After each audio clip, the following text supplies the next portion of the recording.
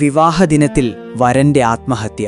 അവസാനം ഫോണിൽ സംസാരിച്ചത് വധുവിനോട്. കണ്ണൂർ ജില്ലയിലെ ഏച്ചൂർ മാവിലാച്ചാലിലെ നാരായണീയം എന്ന വീട്ടിൽ കഴിഞ്ഞ ദിവസം മുഴങ്ങേണ്ടിയിരുന്നത് വിവാഹമംഗളവാദ്യങ്ങളായിരുന്നു. എന്നാൽ ഇപ്പോൾ അവിടെ നിറഞ്ഞു നിൽക്കുന്നത് കണ്ണീരും നിലവിളികളും മാത്രമാണ്. വിവാഹത്തിന് മണിക്കൂറുകൾ മാത്രം ബാക്കി നിൽക്കെ യുവാവായ ഷഭിൻ സ്വന്തം ജീവനൊടുക്കിയ സംഭവം നാടിനെയാകെ ഞെട്ടിച്ചിരിക്കുകയാണ്. കേരള പോലീസിൽ ജോലി ലഭിച്ചിട്ടും രാജ്യത്തെ സേവിക്കണമെന്ന വലിയ സ്വപ്നത്തോടെ പരിശ്രമിച്ച യുവാവായിരുന്നു ഷഭിൻ. രണ്ടാം ശ്രമത്തിൽ ജമ്മു കാശ്മീരിൽ SSB ബോർഡർ പോലീസിൽ ജോലി നേടുകയും ചെയ്തു. അമ്മയും സഹോദരിയുമടങ്ങിയ ചെറിയ കുടുംബത്തിൻ്റെ എല്ലാ പ്രതീക്ഷകളും സന്തോഷങ്ങളും അവനിലായിരുന്നു. താൻ സ്നേഹിച്ച പെൺകുട്ടിയെയാണ് ജീവിത പങ്കാളിയാക്കാൻ ഷഭിൻ തീരുമാനിച്ചത്. വിവാഹ ഒരുക്കങ്ങളെല്ലാം പൂർത്തിയായി.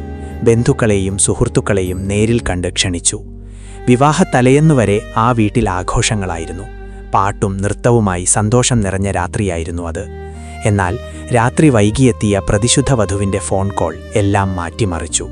വധുവിൻ്റെ വീട്ടിൽ നടന്ന ചടങ്ങിൽ ഷഭിനും കുടുംബവും പങ്കെടുക്കാൻ കഴിയാതിരുന്നതിനെ ചൊല്ലിയുണ്ടായ തർക്കമാണ് സംഭവങ്ങൾക്ക് പിന്നിലെന്നാണ് സുഹൃത്തുക്കൾ പറയുന്നത്.